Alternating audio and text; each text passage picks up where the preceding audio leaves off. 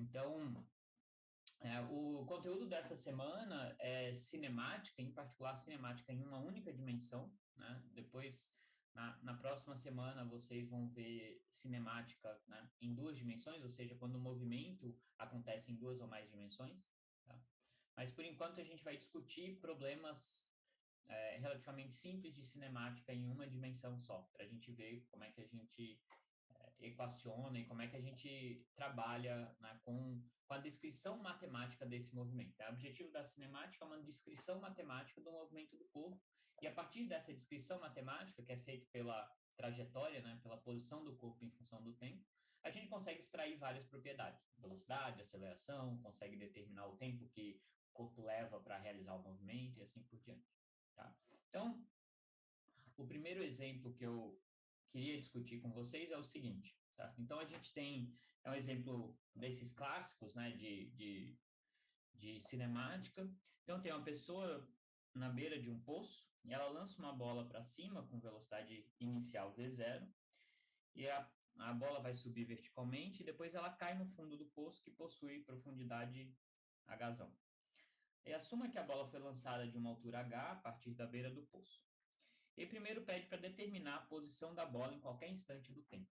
Tá? Então, a gente tem que, quando a gente está abordando esses problemas, tem algumas coisas que a gente tem que fazer. Né? Primeiro, a gente tem que coletar as informações do problema e, obviamente, a gente tem que entender o que o problema está pedindo. Certo?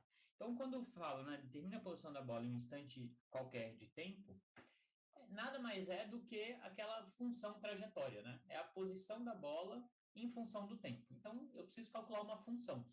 Certo? Que se eu substituir o valor de t lá, vai me dar a posição da bola em qualquer instante do tempo, e em função das variáveis dadas do problema. Então, a gente assume que essas variáveis dadas, né, a não ser que dito o contrário, a gente assume que a gente conhece esses valores. Então, não são coisas que a gente tem que determinar em princípio. Certo? São variáveis, são grandezas que a gente pode assumir que a gente conhece. Então, a gente vai escrever a resposta em função dessas grandezas. Então, como é que eu vou tentar resolver todos esses problemas seguindo um certo procedimento só para orientar vocês como é que a gente aborda um problema desses, certo? Bom, obviamente, primeiro a gente tem que entender o enunciado e a questão, mas depois disso a gente tem que fazer um esboço do problema. Eu gosto, pelo menos, sempre de fazer um esboço para visualizar. Né? Para mim ajuda muito eu fazer um desenho, um esquemazinho para visualizar o que está acontecendo, certo? Então, nesse caso, né, eu tenho uma pessoa aqui que está lançando uma bola para cima, certo? E aí o problema diz que a bola vai subir e depois vai cair aqui no fundo do poço.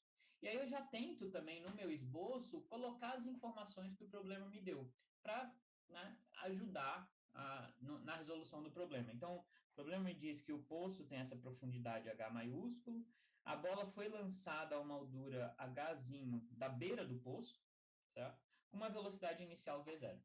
Tá? Então, esse para mim, pelo menos, é sempre o primeiro passo. Deixa eu fazer um esboço para visualizar o que está acontecendo. Tá? Essa aqui é a primeira, é o passo que estou chamando aqui de passo zero do problema. Tá? E aí, para a resolução do problema, o que vai ser importante sempre? Tá? Praticamente sempre, pelo menos nesse primeiro ciclo, nessa primeira parte do curso de cinemática, vai ser sempre essencial a gente definir um sistema de coordenadas. Tá? Sem definir um sistema de coordenadas, não faz sentido o que a gente for escrever depois, porque tudo que a gente for escrever, toda a descrição matemática do movimento depende desse sistema de coordenadas e depende do instante que a gente chama de instante inicial, instante t0 ou t igual a zero. Tá? Então, vamos fazer o que eu chamaria de passo 1, que é definir um sistema de coordenadas. E aqui a gente sabe que o movimento ele é unidimensional, né? A bola vai ser lançada para cima e depois vai cair aqui para baixo. Então, é um movimento em uma única dimensão. Tá? Então, eu posso aqui, né, eu posso até definir dois eixos, mas eu não preciso, porque o movimento só vai acontecer em um eixo. Então, só para fugir um pouco do padrão, eu vou definir um eixo aqui, que passa exatamente pela bola, vou chamar de eixo X. E é importante eu definir a orientação desse eixo, então ele está apontando para cima, e a origem do sistema de coordenadas, onde que é o zero. Certo? Então, aqui no meu problema, eu vou chamar de zero o chão ou, né, a beira do poço. Certo? Esse vai ser o meu zero. Tá? Então, agora eu tenho um sistema de coordenadas, agora eu posso descrever as quantidades do meu problema usando esse sistema de coordenadas. Tá? Então, vamos lá, né? Então, o que eu preciso encontrar? Eu preciso encontrar a posição dessa bola em qualquer instante de tempo. Tá? Então, para eu fazer isso, o que eu sei do movimento? Certo? Nesse caso, eu sei que o movimento possui uma aceleração constante, que é a aceleração da gravidade. Então, eu sei que depois de ser lançada, essa bola vai estar sempre sujeita a uma aceleração da gravidade, que eu vou chamar de A. Tá? Agora, como a gente está em uma dimensão, o que importa para a gente é que essa aceleração, a gente sabe, aponta para baixo. Tá? Então, essa aceleração está puxando a bola para baixo. Ou seja, está contra o eixo que eu defini. Né? Eu defini um eixo para cima. Certo? Então, a minha aceleração aqui, ela é constante. Isso é essencial no problema, né? Ou seja, ela não está mudando com o tempo. E essa aceleração, a gente sabe, né, que ela é 9,8 ou 10 metros por segundo ao quadrado. Como eu defini o meu sistema de coordenadas para cima e ela está contra o meu sistema de coordenadas, porque ela está apontando para baixo, essa aceleração é menos 9,8 metros por segundo ao quadrado. Tá? Então, quando a gente vai em uma dimensão, o que a gente tem que olhar é só isso, né? A aceleração, a velocidade, ela está a favor do eixo, então ela vai ser um número positivo. Se ela estiver contra o eixo, ela vai ser um número negativo. Depois, quando a gente for discutir, né, movimento bidimensional, tridimensional, aí a gente vai usar, de fato, definir essas coisas corretamente, que é usando vetores, e aí tudo isso vai ficar mais claro. Mas em uma dimensão, basta a gente olhar se está no sentido do eixo ou contra o eixo. Eu poderia, né, ter definido um eixo aqui para baixo, também não estaria errado, de maneira alguma. Certo? Aí a minha aceleração seria positiva. Tá? A física do problema não vai mudar, é exatamente o mesmo problema. A bola vai continuar subindo e caindo. É só como a gente descreve matematicamente esse movimento que vai mudar, mas vai ser consistente com o sistema de coordenadas. Tá bom? Então, nesse caso, a gente tem uma aceleração negativa, que eu vou chamar de menos g. Então, g vai ser um número positivo. E a minha velocidade, ela vai ser positiva, porque a velocidade inicial está para cima, está a favor do eixo, certo? Então, minha velocidade vai ser positiva. E aí a gente sabe que para um movimento com aceleração constante, a posição do corpo, que agora eu vou chamar, né, de x de t, porque é justamente a coordenada x em função do tempo, é dado por x0 mais v0t mais a aceleração t ao quadrado sobre 2, né? A gente derivou isso em sala de aula. Isso aqui vai ser x0 mais v0t menos gt quadrado sobre 2. Né? Então, já deixei explícito aqui que essa aceleração é negativa, porque ela está contra o eixo. A velocidade é positiva, porque ela está a favor do eixo. E a velocidade a gente assume que é um número conhecido, positivo. A posição inicial, né, a gente tem que tomar muito cuidado, né, qual é a posição inicial da bola, certo? Eu defini a minha origem, isso também é uma escolha, poderia ter definido de outra maneira, mas eu defini a minha origem aqui no chão ou na beira do poço. Então, a posição inicial da minha bola vai estar justamente nessa altura Hzinho. Tá? Então, x0 é Hzinho. É a posição inicial da bola. E eu escolhi aqui, sem falar para vocês, que o instante inicial é o instante 0 segundos. Né? Então, isso aqui, esse instante que eu estou mostrando, é o instante 0, é o momento em que a bola é lançada. Tá? Então, a gente tem que a posição da bola em função do tempo vai ser dada por essa função aqui. Né? Então, eu assumo que eu conheço H, né, que são quantidades dadas no enunciado, eu conheço V0, eu sei quanto vale G, então eu posso calcular para um instante de tempo qualquer onde vai estar essa bola. Tá? Então, nesse item A, é só isso que ele está pedindo. Certo? É um problema relativamente simples. O que a gente tem que, né, o que é importante ressaltar nesse problema é ser consistente com o sistema de coordenadas que você escolheu. Tá? Então, de novo, né, eu primeiro defino o meu sistema de coordenadas, ou seja, defino a orientação dos meus eixos e a origem, e depois eu vou escrever, né, as minhas grandezas nesse sistema de coordenadas. Então, para esse tema, minha aceleração é negativa, que chamei de menos g, minha velocidade é positiva e a minha posição inicial é hzinho. Tá? Então, está aqui a resposta do primeiro item. Tá? O segundo item pergunta em que instante a bola atinge o fundo do poço. Tá? Então, agora eu quero calcular quanto tempo leva para a bola atingir o fundo do poço. Tá? Como é que eu vou determinar isso? Né? Para a bola atingir o fundo do poço, né?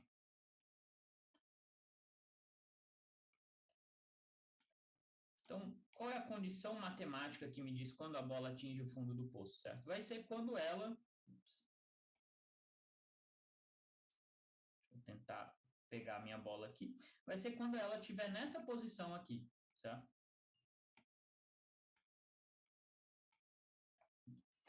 Então, quando a bola tiver atingido essa coordenada x, certo? Então, a bola atingirá o fundo do poço quando x de t for igual, né? E qual é a coordenada x, certo? Então, tem que tomar cuidado com isso, né? Nesse meu eixo aqui, né? Aqui é o zero. Então, eu estou na parte negativa do meu eixo. Essa distância aqui é h. Então, esse ponto do fundo do poço, nesse meu sistema de coordenadas, tem coordenada menos h. Justamente porque eu escolhi a minha origem aqui. Né? Poderia ter escolhido a minha origem aqui, aí a coordenada seria zero. E não mudaria nada o meu problema. Está consistente com o meu sistema de coordenadas. Certo? Então, a minha condição é que a coordenada da minha bola, ela tem que estar nesse ponto menos h. Ou seja, né, esse x de t a gente acabou de calcular, era dado por isso daqui. E eu quero saber em que instante de tempo isso vai ser igual a menos h. E aí eu tenho que, portanto, né, resolver essa equação, uma equação de segundo grau. Né, então, posso aplicar Bhaskara para encontrar esses instantes de tempo. Né. Então, eu vou reescrever essa equação da seguinte maneira, eu vou passar tudo para o lado direito da minha equação, então vou ter gt² menos v0t menos hzão mais hzinho igual a zero. Né? Essa aqui é a minha variável, então isso aqui eu vou ter duas soluções, que eu vou chamar de t mais e t menos, que vai ser igual a v0 sobre g, né? Menos v sobre 2a, mais ou menos 1 sobre g, raiz de b ao quadrado, que vai ser v0 ao quadrado, menos 4ac, que vai me dar mais 2g, hzão mais hzinho. Tá. Então, eu tenho essas duas possibilidades para os meus tempos, tá? Então, tenho duas soluções possíveis, aí eu tenho que analisar se as duas são aceitáveis ou não. Tá? Então, a gente vê aqui que esse número, né? Esse número é v0 ao quadrado mais uma constante positiva aqui. Então, o que está dentro da raiz é maior do que v0 ao quadrado. Tá? Então, quando eu tirar a raiz desse número, vai ser um número maior do que v0. Tá? Ou seja, o que está aqui é maior do que o que está aqui. Tá? Então, se eu pegar se eu pegar o sinal negativo, eu vou ter um número menos um número maior do que ele, que vai me dar um tempo negativo. Eu sei que eu estou procurando soluções para um tempo positivo, porque o meu tempo inicial é quando eu lancei a bola. Né? Antes de eu lançar a bola, não faz sentido eu descrever o movimento assim. Tá? Então, como a gente busca uma solução com tempo maior que zero, a gente tem que pegar a solução t+, que vai ser v0 sobre g, mais 1 sobre g, raiz de v0 ao quadrado, mais 2g, hzão mais hzinho. Então, esse é o instante em que a bola atinge o fundo do poço.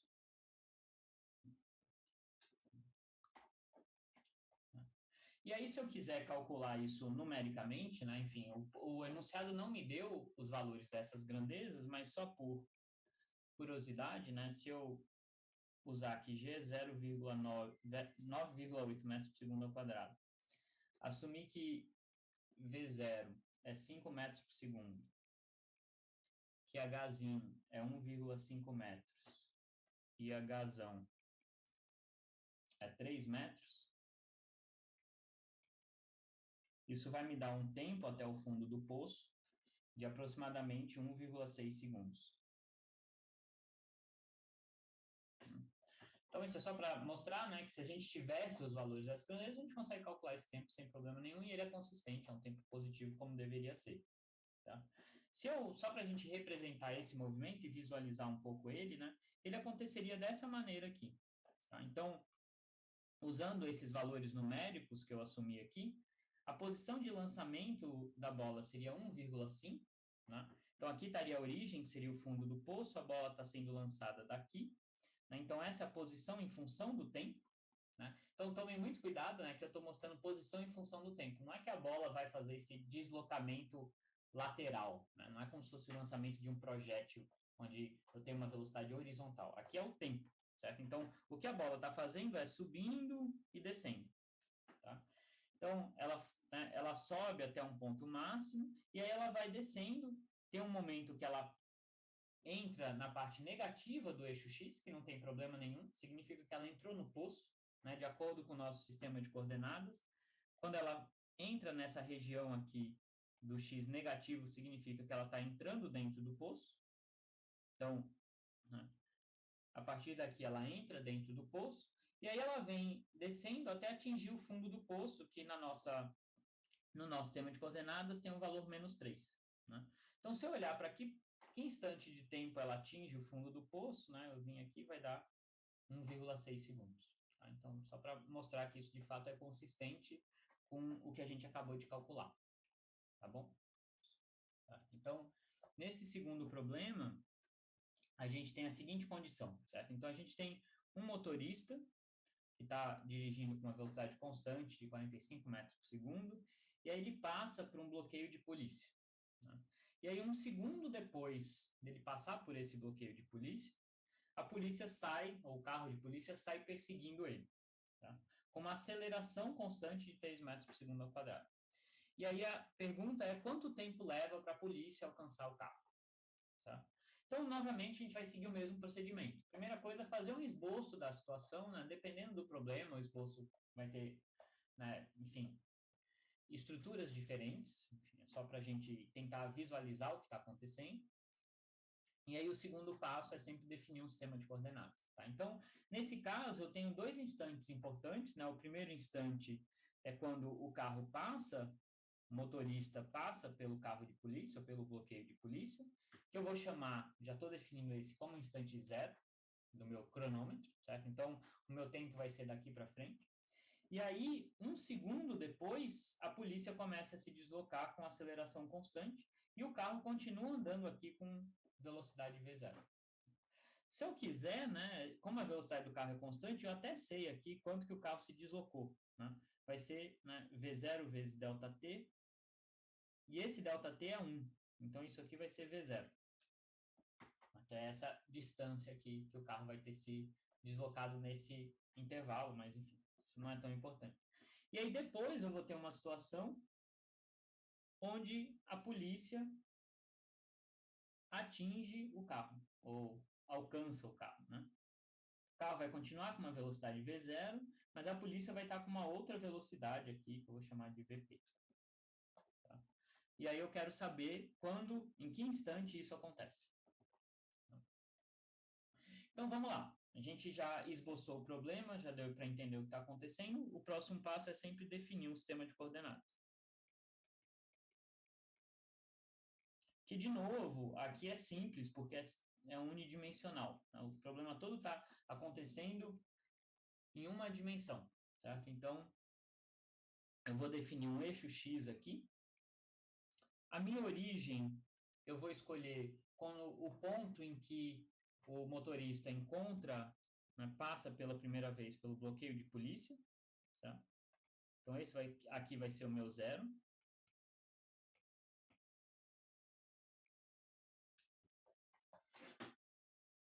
e agora o que eu preciso fazer, né? Bom, eu preciso conseguir descrever o movimento desses dois carros, tá? A gente vai ter que tomar uns certos cuidados aqui, mas o que eu preciso fazer efetivamente, agora que eu defini o meu sistema de coordenadas e o meu instante inicial, né, que é esse daqui, eu vou precisar determinar o movimento desses dois carros, ou seja, uma equação para o movimento desses dois carros, tá? Uma vez que eu consiga fazer isso, como é que eu determino quando um carro encontra com o outro? É quando a posição dos dois carros for igual, né? Então, isso vai me dar uma condição matemática para determinar esse tempo, tá? Então, vamos primeiro determinar a posição de cada veículo para um tempo qualquer, tá? Então, vamos primeiro analisar a posição do motorista. Então, nesse meu sistema de coordenadas, a minha velocidade é constante, ou seja, a aceleração é zero. Então, isso significa que a posição do motorista, então, notem que agora eu tenho que distinguir entre qual é a coordenada do motorista e a coordenada do carro de polícia, são grandezas diferentes, né? Então, eu vou colocar um Mzinho aqui para a gente lembrar que essa é a coordenada do motorista, em função do tempo. Isso aqui vai ser x0 mais v0t. Tá? E no meu sistema de coordenadas, né, então eu estou escolhendo, deixa eu escrever isso dessa maneira, né? Esse é o caso mais geral, né? A gente viu em aula, é t menos t0. Em muitos casos, a gente escolhe o t0 como zero, certo? O que é importante aqui é que esse x0 e esse v0 é a posição e a velocidade do carro nesse instante t0, certo? Então, para o carro de polícia, não tem muito segredo. Eu sei qual é essa posição no instante inicial, é um ponto simples para eu determinar essa posição, tá? Então, nesse instante inicial, eu tenho x0 igual a zero, porque eu defini a minha origem justamente aqui, né? Então, é o instante que o motorista passa pelo bloqueio de polícia, e a velocidade é constante, não tem segredo, né? Então, v vai ser v0 mesmo. Então, usando esse valor de t0, eu vou ter posição do carro de motorista, vai ser simplesmente v0t, algo trivial.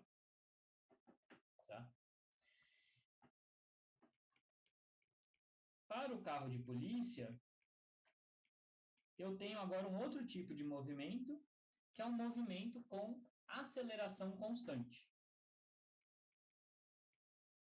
Então, nesse caso, a gente sabe que a posição do carro de polícia em função do tempo vai ser um x0, que eu vou colocar um pzinho para a gente saber que é a posição inicial do carro de polícia, mais um v0 pt menos t0, mais ap t menos t0 ao quadrado sobre 2. E agora o que eu preciso saber é qual que é essa velocidade e essa posição num tempo inicial, ou no instante inicial, tá? Só que eu sei que esse movimento aqui, ele só é válido a partir do primeiro segundo, né? Se a gente voltar lá para o nosso esboço, do 0 até 1, o carro de polícia está parado, ele não está com aceleração constante, né? Então, o movimento com aceleração constante só vale daqui para frente. Tá? Então, se eu quiser descrever o movimento daqui para frente, eu tenho que, enfim, eu tenho que considerar só instante de tempo maior que 1 segundo. Né? Então, nesse caso, eu não posso escolher o t0 igual a zero, porque no t0 igual a zero não tem aceleração ainda, a polícia nem começou a acelerar. Tá? Então, eu sei que esse movimento, ele é válido para t maior ou igual a 1 segundo. Tá? Então, eu só vou poder considerar tempos maiores que esse. Certo? Então, em particular, o t0 vai ter que ser um tempo maior ou igual a 1 segundo. Eu não posso considerar um tempo antes, senão essa equação que eu acabei de escrever não é válida. Né? Antes disso, o carro de polícia está completamente parado. Então, aqui o que faz sentido é escolher o t0 como 1 segundo. E aí, nesse instante, no t0 igual a 1 segundo, né, o meu carro de polícia continua aqui na origem, né, é o instante que ele sai, então a velocidade dele é zero e ele está na coordenada zero. Tá? nesse instante T1, ele ainda está parado, ele começa a acelerar, mas instantaneamente ele ainda está parado. Tá?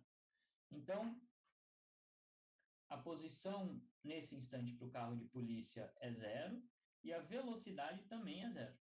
Tá?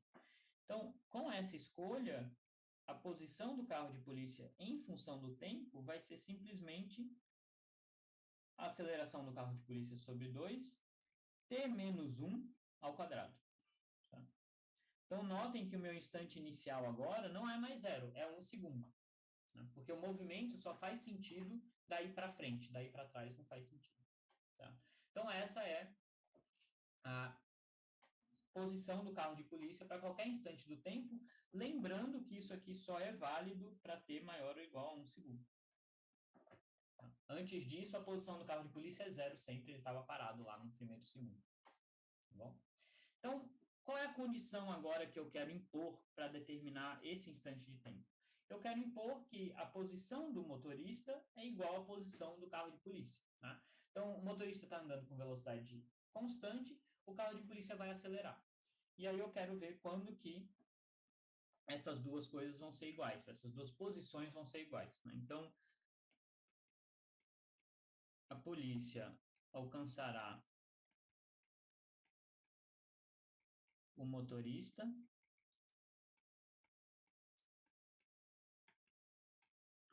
quando a posição do motorista for igual à posição do carro de polícia. Tá? Então, é essa condição matemática que eu tenho que impor para determinar esse tempo. Tá? Então, se a gente voltar aqui, né, a posição do motorista é isso daqui. A posição do carro de polícia é isso daqui.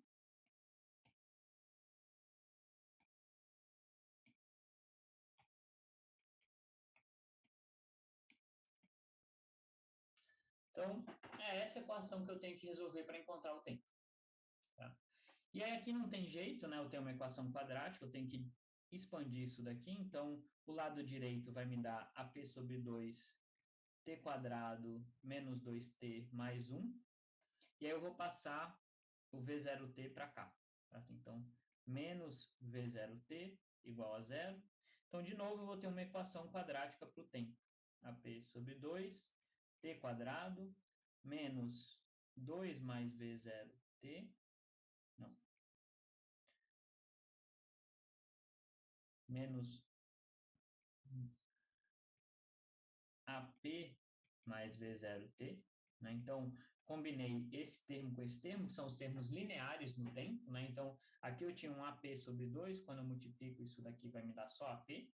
E aqui eu tinha um V0, está aqui, coloquei o sinal de menos em evidência. Né? E eu tenho mais AP sobre 2 igual a 0. Então, de novo, eu tenho uma equação quadrática para o tempo. Eu vou ter duas soluções possíveis. Certo? Então, de novo, eu vou aplicar Bhaskara. Aí eu vou já escrever a resposta simplificada aqui, mas não tem muito segredo, é só aplicar Bhaskara. Certo? Isso aqui vai me dar 1 mais V0 sobre AP,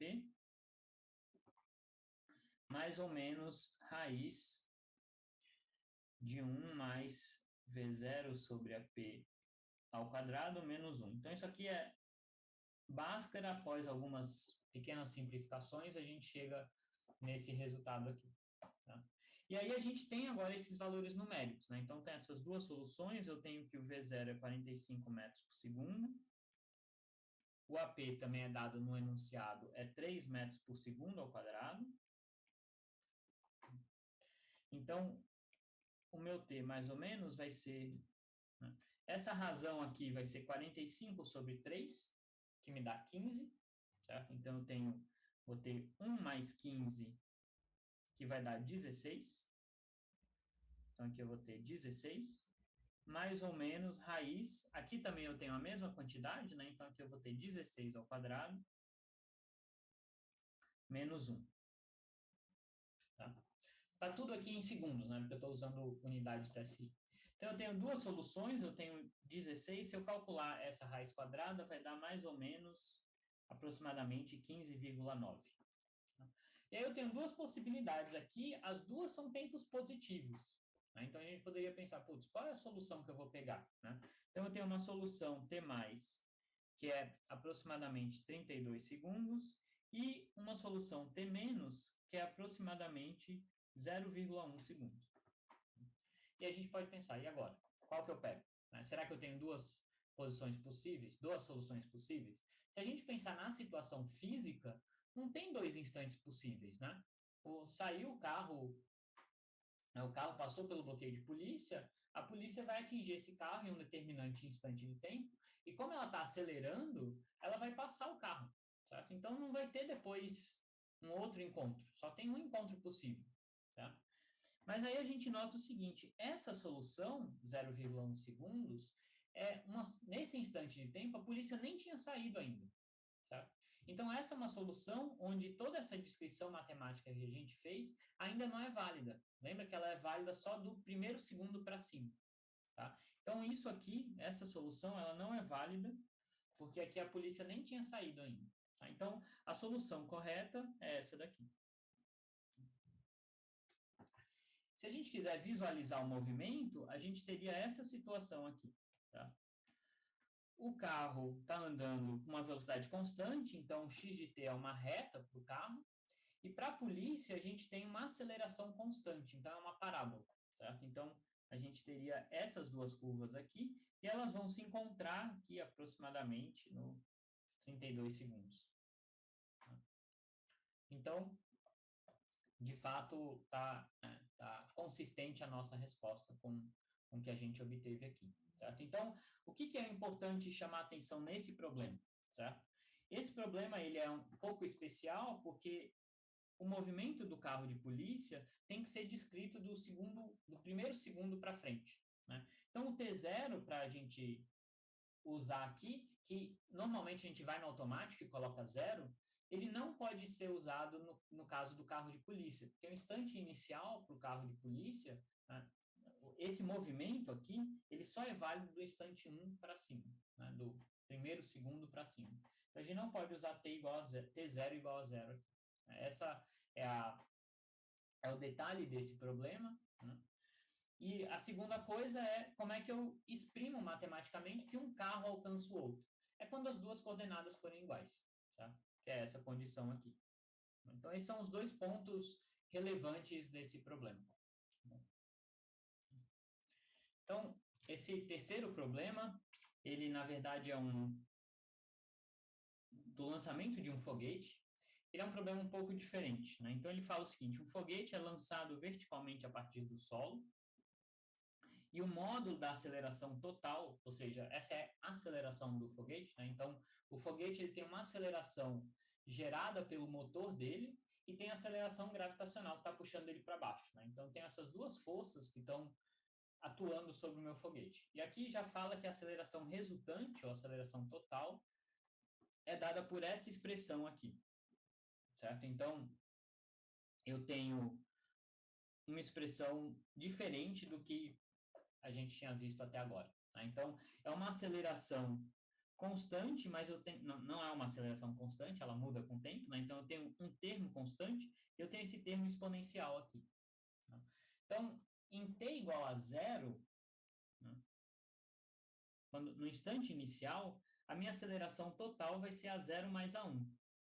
Conforme o meu tempo vai passando, essa exponencial, como é uma exponencial de um número negativo, ela vai ficando cada vez menor. Então, eu começo com uma aceleração total a 0 mais a 1. Vamos supor que é porque o combustível está queimando mais rápido no começo, então a aceleração inicial é maior. E aí, depois de um tempo, essa aceleração vai diminuindo, porque esse termo vai ficando cada vez menor. E aí vai chegar um tempo que esse termo vai ser aproximadamente 0 e a minha aceleração passa a ser constante. Tá? Mas durante todo esse período, a minha aceleração está mudando com o tempo. Então, esse é um problema onde eu não posso usar aqueles resultados de aceleração constante, né? Onde a posição é igual à posição inicial, mais V0t, mais at quadrado sobre 2. Isso só vale se a aceleração for constante. Esse é um caso onde isso não ocorre. Tá? Então, vamos lá para o problema. Né? O problema pede para especificar um sistema de coordenadas e determinar a velocidade instantânea para qualquer instante de tempo. Tá? Esse é o primeiro item do problema. Então, vamos lá. Né? Eu tenho aqui vamos sempre fazer um esbocinho. Esse esboço é super simples, né? Eu tenho aqui a superfície da Terra, ou o chão, né, o solo, e aí o meu foguete está sendo lançado para cima, verticalmente, com uma aceleração constante. E aí eu tenho que escolher o meu sistema de coordenadas, esse é o segundo passo. Nesse caso, eu vou assumir que a origem é justamente o solo, e o meu eixo X aqui está apontando para cima, né? Eu estou usando o eixo X porque a gente tem um movimento unidimensional, mas poderia escolher chamar isso de eixo Y também, não tem problema nenhum, eixo Z, tanto faz. Tá? Então, como o foguete está inicialmente parado, né, a velocidade inicial é zero, então eu vou escolher o tempo inicial como zero, que é o instante que ele está no solo, né, que ele começa a acelerar, e a posição inicial para esse meu sistema de coordenadas também vai ser zero. Tá? Então, é isso que a gente tem. E aí, eu tenho que a aceleração desse foguete, para qualquer instante de tempo, é dada por aquela função lá, A0 mais A1 e A menos alfa t. Então, vamos lá, né? Ele pede para eu determinar a velocidade. Tá? Então, o que eu tenho aqui é a velocidade inicial, né, porque eu sei que ele começou parado, e eu tenho a aceleração para qualquer instante de tempo. Né? E a gente viu em sala de aula que, a partir da... Não em sala de aula, né, mas a gente viu nas aulas teóricas que, a partir da aceleração, eu consigo determinar a velocidade se eu fizer uma integral. Tá? Então, a gente viu que a minha velocidade instantânea vai ser igual à velocidade inicial mais uma integral de um tempo inicial até o instante que eu estou interessado, da minha função aceleração instantânea. Tá? Nesse meu exemplo aqui, o tempo inicial a gente vai escolher como zero, a velocidade inicial é zero, né? No instante inicial o meu foguete está parado, então eu tenho que fazer essa integral aqui, de zero até t, da minha função a de t', que é essa daqui. Certo? Então aqui eu vou ter A0 mais A1 e A menos alfa t' dt'. E aqui já fica mais ou menos claro porque que eu estou chamando a minha variável de integração. É uma variável de integração, eu posso dar o nome que eu quiser, né? Eu chamo ela de t' só para distinguir desse instante final t, onde eu estou calculando a minha velocidade. Né? Então é como se eu estivesse calculando a velocidade num certo instante final t, mas esse instante final eu não estou especificando, pode ser qualquer instante. Então, isso me permite calcular a velocidade em qualquer instante de tempo. Né? E para isso eu tenho que fazer essa integral. Então, o primeiro termo aqui é a integral de uma constante. Né? Então, isso aqui vai dar A0t.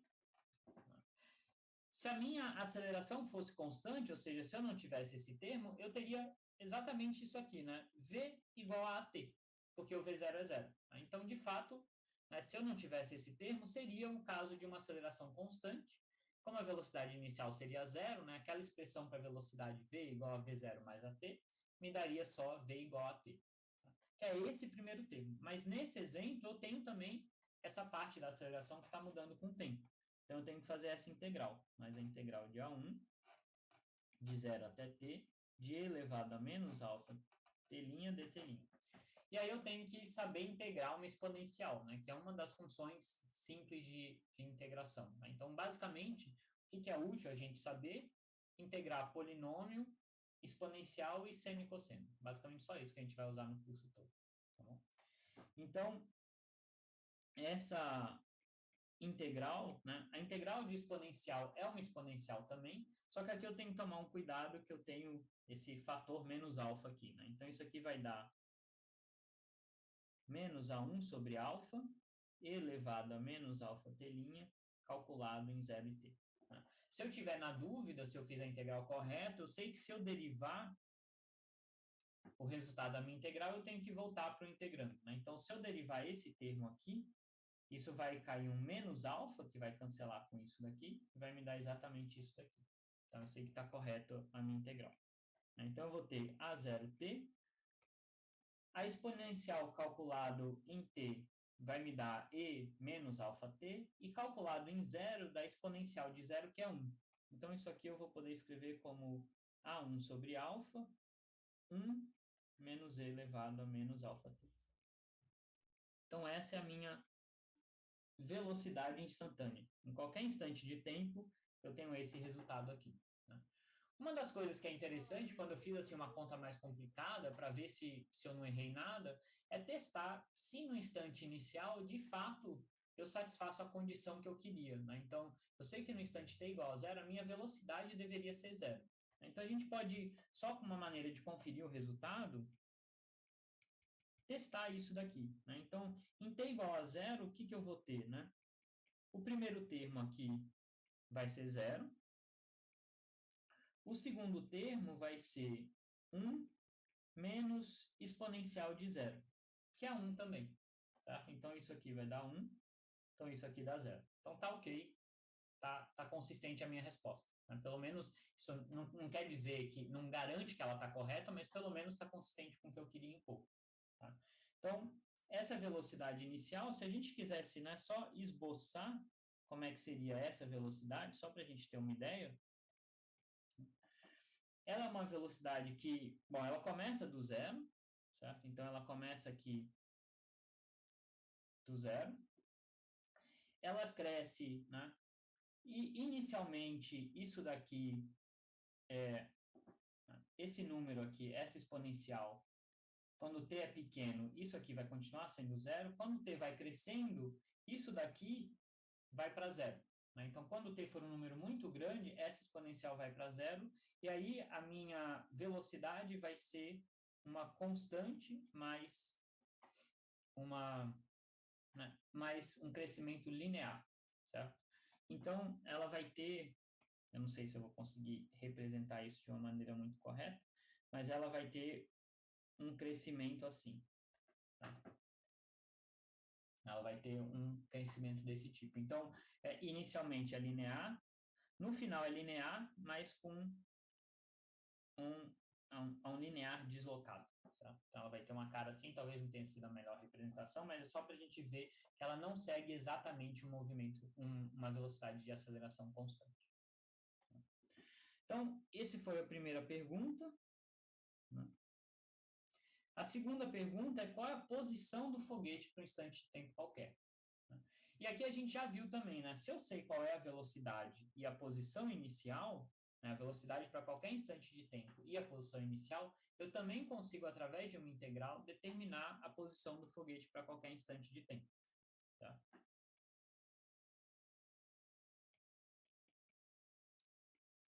Então, a gente tem que a posição do foguete para qualquer instante de tempo é dada por essa integral aqui. Então, é o análogo que a gente fez para a aceleração. Da aceleração, a gente consegue obter a velocidade, e agora, da velocidade, a gente consegue obter a posição. E a posição inicial aqui, né, nesse meu sistema de coordenadas, de novo é zero. Certo? Então, isso aqui vai ser zero. E aí eu vou ter que fazer, portanto, uma integral de 0 a t', dessa função aqui que eu acabei de calcular.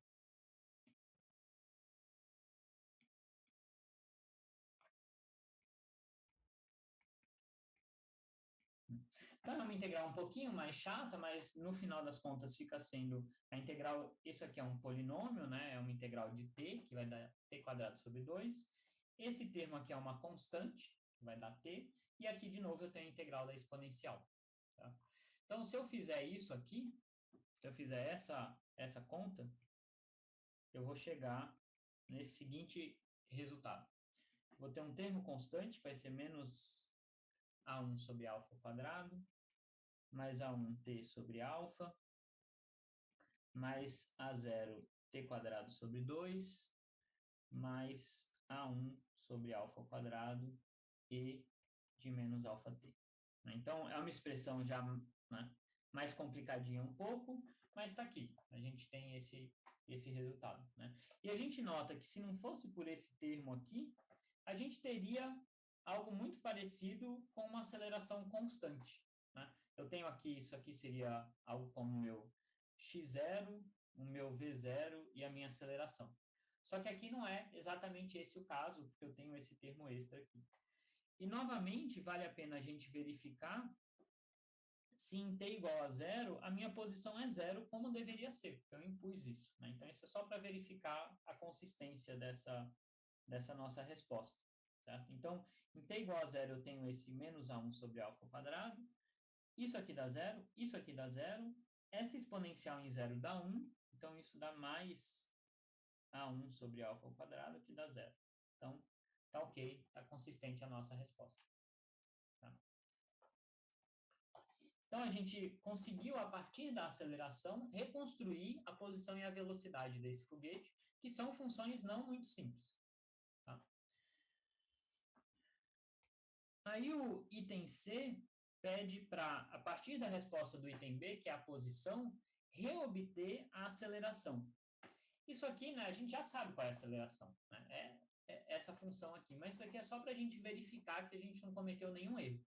Tá? Então, é só uma maneira de verificar que está consistente tudo que a gente fez. Então, imagina agora que o que a gente conhece é a posição em função do tempo, e eu quero obter a aceleração. Então, estou indo no caminho oposto que a gente caminhou até aqui. Então, a partir da posição, eu consigo determinar a velocidade fazendo uma derivada. Então, a gente sabe que a velocidade instantânea ela é dada pela derivada da posição com relação ao tempo, e que a aceleração instantânea é a derivada da velocidade com relação ao tempo, que equivale à segunda derivada da posição com relação ao tempo.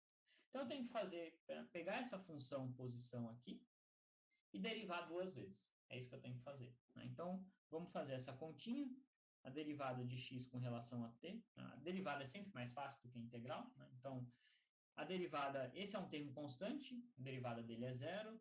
Esse é um termo linear em t, então a derivada vai dar a1 sobre alfa. Esse é um termo quadrático em t, a derivada vai dar 2t, então vai dar a0t. E a derivada dessa exponencial vai dar menos alfa vezes a própria exponencial. Então, isso aqui vai dar menos a1 sobre alfa e menos alfa t.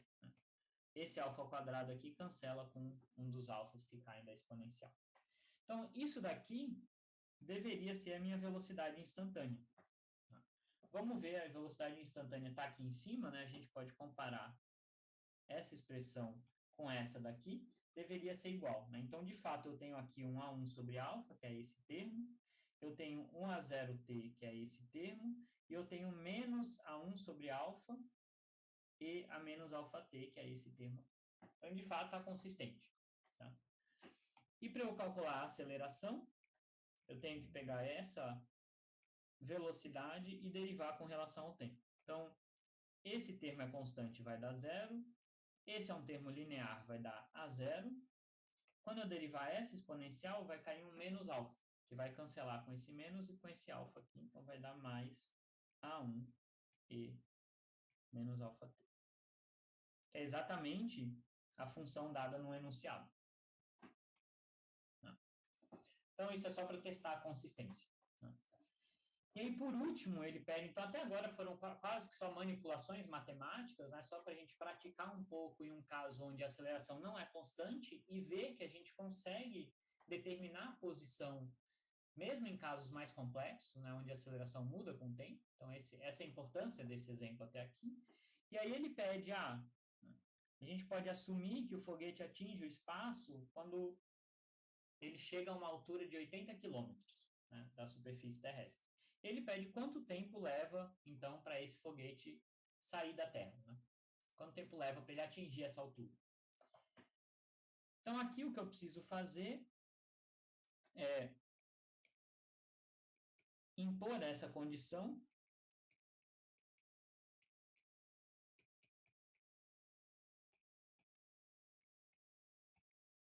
Então, isso vai acontecer quando a posição do foguete for igual a h, que é 80 km por hora, não 80 km por hora, 80 km, ou seja, em SI 80 vezes 10 a terceira metros. Tá? Então, é essa condição que eu tenho que impor. Tá? Então, se a gente olhar para a nossa posição em função do tempo,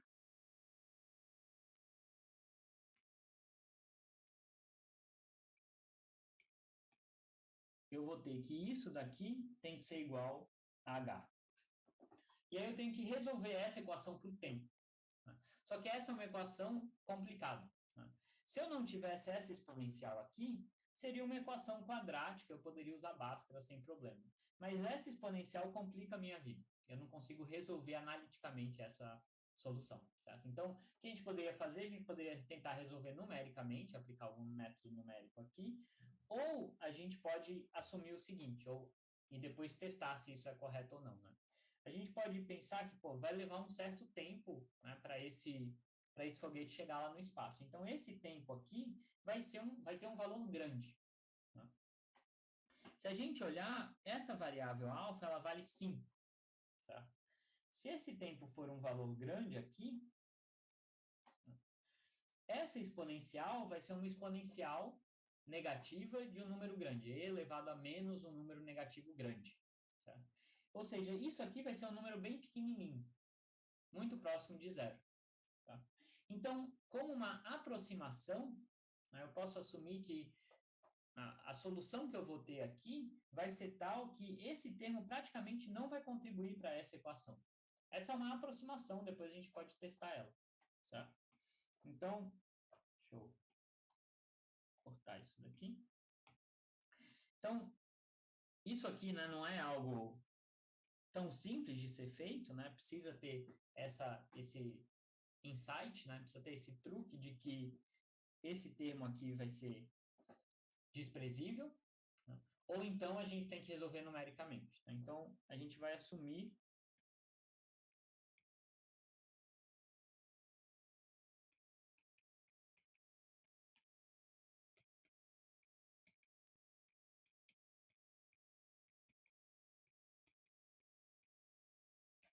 Então, a gente vai assumir que nesse instante, né, que é esse tempo que a gente quer calcular, essa exponencial aqui vai ser aproximadamente zero.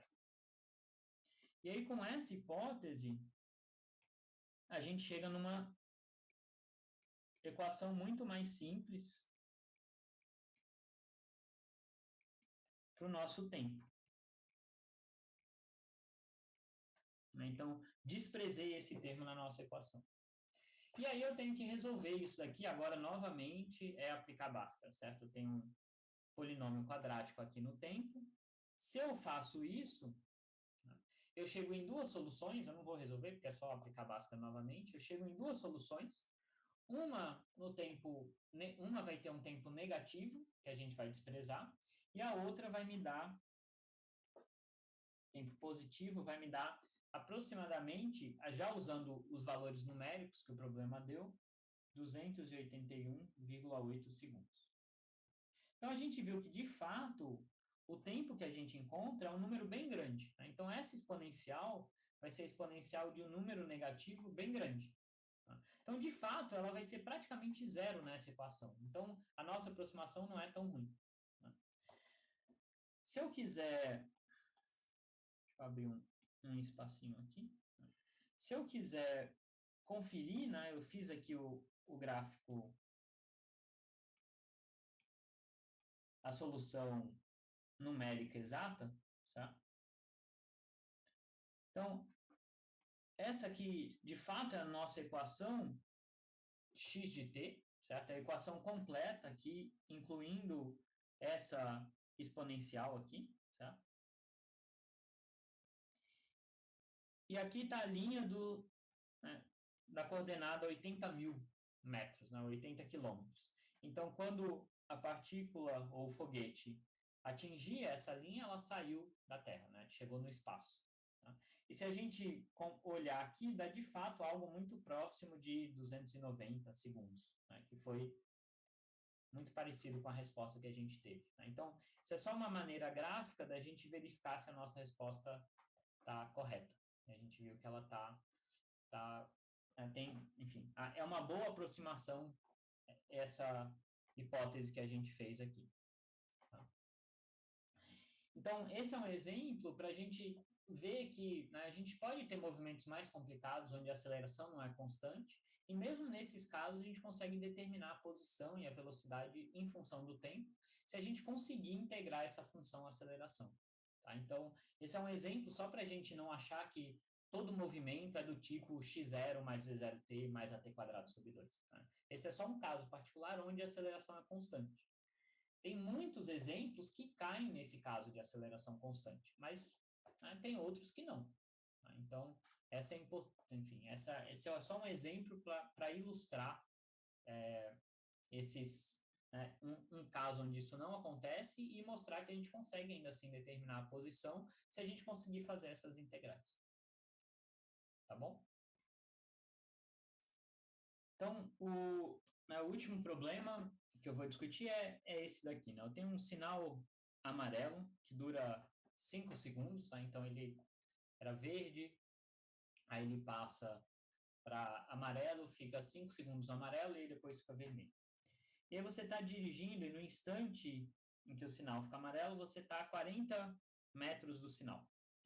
E aí o seu carro tem uma aceleração máxima de 3 metros por segundo ao quadrado e uma aceleração mínima, ou seja, de frenagem, né, de menos 5 metros por segundo ao quadrado. Então, o quanto ele acelera em módulo, né, é menos do que o quanto ele freia. Né? Ele freia com uma aceleração maior em módulo do que ele acelera. Isso aí. E aí o sinal ele está antes de um cruzamento que tem 10 metros de largura. Ele pede qual que é a velocidade máxima que você pode ter para parar antes do sinal. Qual é a velocidade mínima que você precisa ter para passar o sinal antes que ele fique vermelho. Aí depois, se você estiver nessa velocidade mínima, quanto tempo você vai levar para atravessar o cruzamento. Tá? Então, essas são as questões. Então, de novo, esse é um problema onde a gente tem que conseguir visualizar e determinar a posição do carro em função do tempo. Se a gente tiver isso na trajetória do carro, a gente consegue responder essas perguntas. A gente só precisa saber formular matematicamente essas perguntas, né? Que condições eu tenho que impor para responder a pergunta. Tá? Então, vamos primeiro, né, sempre fazer um esboço. Né? Então, nesse caso aqui, o meu esboço é o seguinte, eu tenho o carro com uma certa velocidade inicial V0, eu vou chamar esse de tempo zero, que é o instante em que o sinal fica amarelo, certo? Então, nesse instante, o meu carro está a 40 metros do sinal, e depois do sinal eu tenho esse cruzamento aqui que tem um comprimento de 10 metros. Vou chamar de L. E aí eu vou agora transformar isso num sistema de coordenadas, certo? Então eu vou definir o meu sistema de coordenadas. A minha escolha vai ser a origem onde está o carro inicialmente, no instante t igual a 0. Então também estou escolhendo esse como o meu tempo inicial. Então, se eu tenho essa escolha no meu sistema de coordenadas, o farol vai estar na posição 40, né, que essa distância aqui é 40, e o final do cruzamento vai estar na posição 50. Né? Então, esse ponto aqui, no meu sistema de coordenadas, vai ser 40 mais 10, que vai ser 50. Tá? Então, essas são as coisas que eu tenho no meu... Né? Enfim, né? Esses são os pontos importantes que eu tenho no meu problema. Tá? E como a aceleração aqui é constante, está falando que eu tenho essa aceleração máxima e mínima, mas, enfim, a gente sempre vai assumir que a aceleração vai ser constante, a velocidade do meu carro vai ser dada por essa expressão aqui. Né? Então, V0 mais AT, e a questão aqui é qual é essa aceleração e qual é esse V0. Né? Então, se eu estiver acelerando o carro, essa aceleração máxima vai ser 3 metros por segundo ao quadrado. Se eu estiver freando, a minha aceleração mínima vai ser menos 5 metros por segundo ao quadrado. E esse V0 é a velocidade que eu tinha, né, o que o carro tinha, quando o sinal ficou amarelo. E é isso que a gente vai querer determinar no problema. Tá? Pelo menos nas duas primeiras perguntas. Então, a primeira pergunta é que velocidade máxima esse carro pode ter para ele parar antes do sinal. Certo? Então, o sinal leva 5 segundos no amarelo. Certo? Então, para ele parar antes desses 5 segundos, então,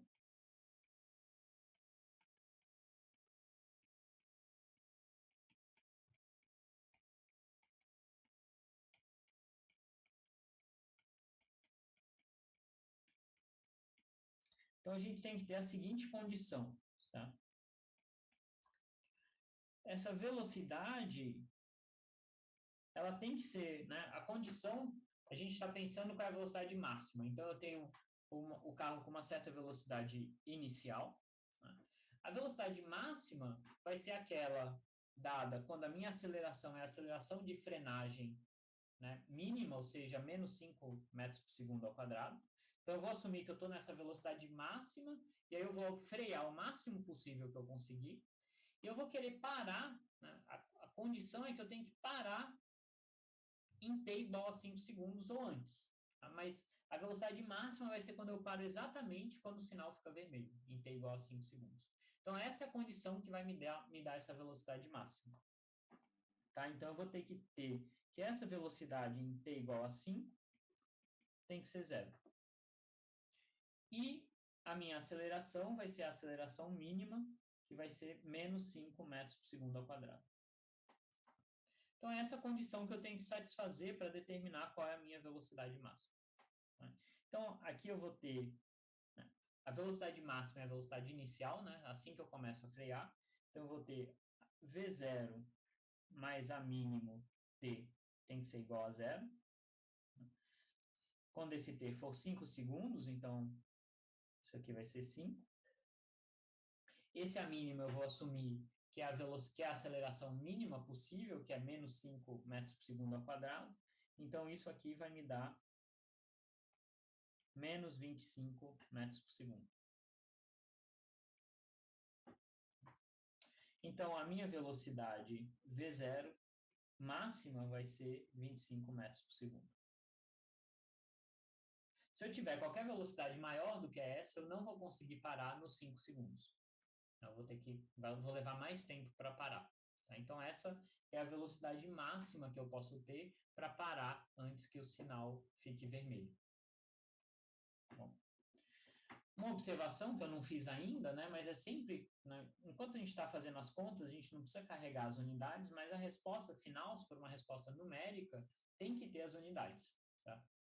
Senão não faz sentido. Se eu escrever só 25 aqui, eu não sei 25 o quê? Que unidades. Tá? Então, aqui,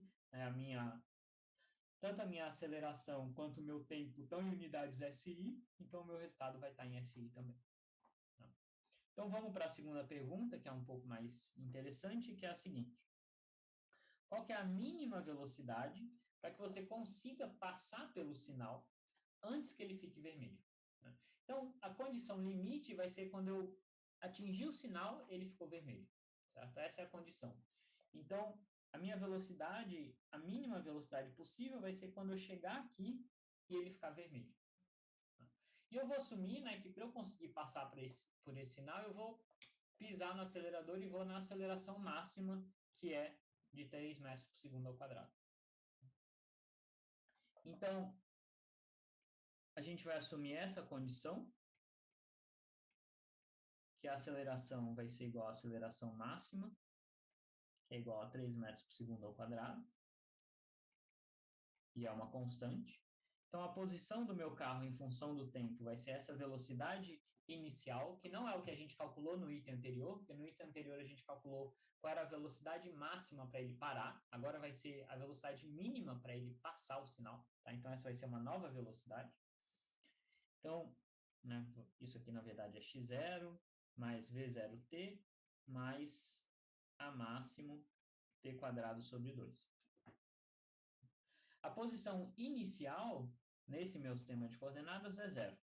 Então, isso aqui é 0. E o que eu vou querer saber é qual que é essa velocidade, qual o menor valor dessa velocidade, para que o carro consiga atingir o sinal no instante em que o sinal se torna vermelho. Certo? Então, a condição que a gente tem que impor é que no instante de t igual a 5 segundos, a posição do carro seja exatamente o sinal. Ele chegou lá no sinal, que era igual a d, que era igual a 40 metros.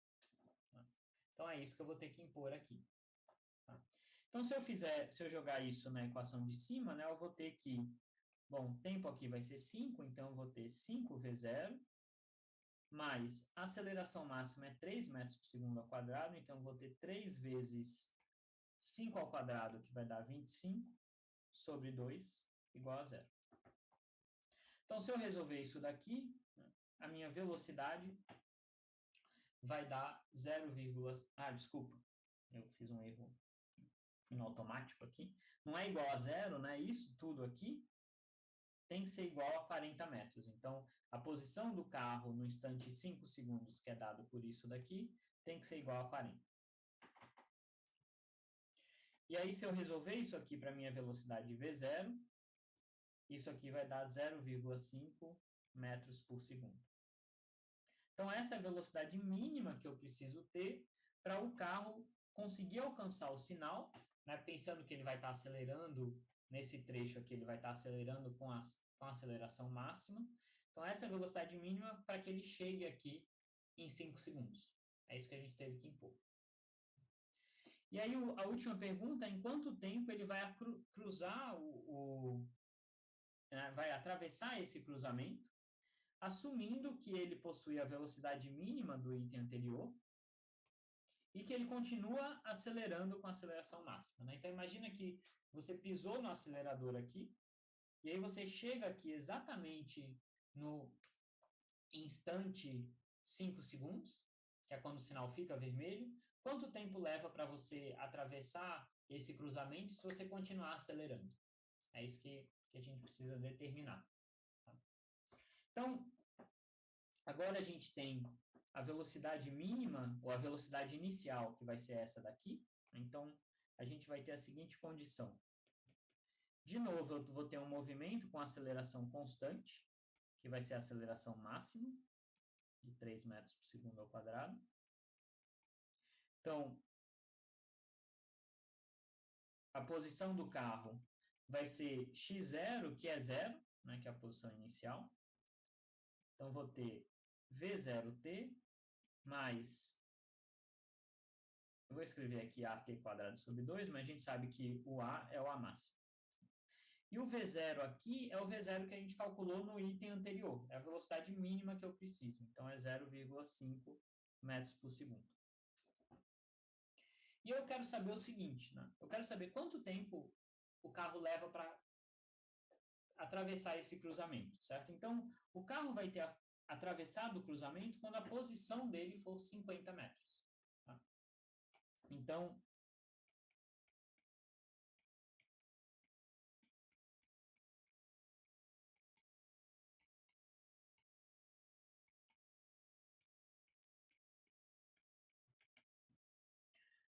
quando essa posição for igual a 50. Né? Então, notem como é importante a gente, né, fazer esse esboço e definir esse sistema de coordenadas, porque se vocês fossem tudo, né, sem visualizar o que está acontecendo, seria simples vocês colocarem que esse x deveria ser 10 metros. Né? Mas não é. No meu sistema de coordenadas, a posição do carro vai ser 50, quando ele acabar de atravessar o cruzamento, né? E é essa posição, é essa coordenada aqui que a gente determinou em função do tempo.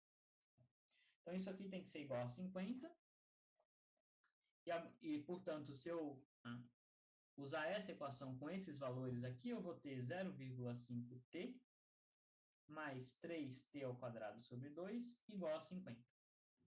Então, isso vai me determinar o instante em que o carro chega no final do cruzamento. Tá? Se eu fizer essa conta, de novo, é Bhaskara, né? Eu tenho que determinar essas soluções. Eu vou ter duas soluções possíveis, tá? Uma positiva e uma negativa. Então, a solução positiva, porque eu quero um tempo positivo, vai ser aproximadamente 5,6 segundos. Então, notem que esse é o instante de tempo que o carro chegou no final do cruzamento. Mas o que o enunciado pede é quanto tempo ele levou para atravessar o cruzamento. Né? Então, quanto tempo ele levou daqui para cá? Eu sei que, como eu estou no caso da velocidade mínima, ele chega aqui exatamente quando o sinal fica vermelho. Então, ele chega aqui quando t igual a 5 segundos. E aí ele chega no final do cruzamento quando t igual a 5,6. Tá? Então, daqui para cá, ele levou 0,6 segundos. Tá? Então,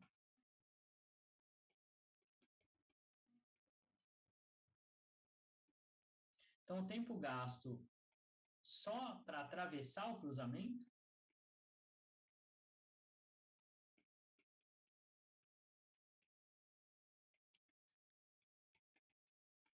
vai ser, né, o instante que ele chegou no final do cruzamento, menos o instante que ele começa a atravessar o cruzamento, né? Que é o instante 5 segundos.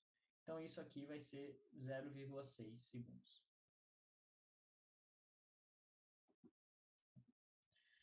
Então, esse é o tempo que ele leva para atravessar esse cruzamento. Por que que isso pode ser relevante? Porque a gente pensa, né, que se eu tiver um outro sinal aqui que vai abrir para um fluxo de carros aqui, eu tenho que ter um atraso entre os dois sinais de pelo menos 0,6 segundos.